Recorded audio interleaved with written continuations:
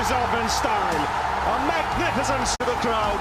India lift the World Cup. Let's talk about that last moment of victory. What were the thoughts when you saw that ball flying into the stands? A sense of satisfaction, oh yes, we have achieved it, done.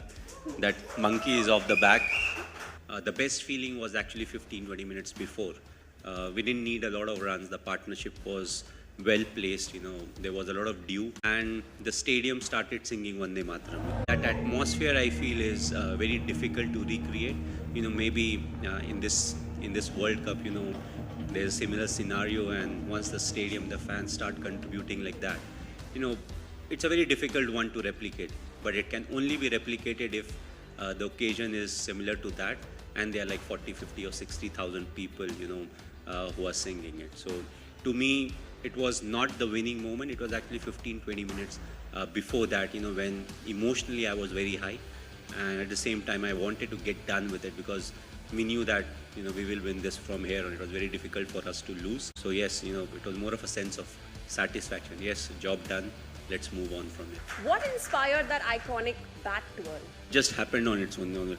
It wasn't planned. It just went up. It started moving on its own. In fact, after that, as is a trend, when you go for some endorsement work, they want to capitalize on the most recent thing, and one of that was, why don't you do the same celebration? I was like, why don't you create a World Cup?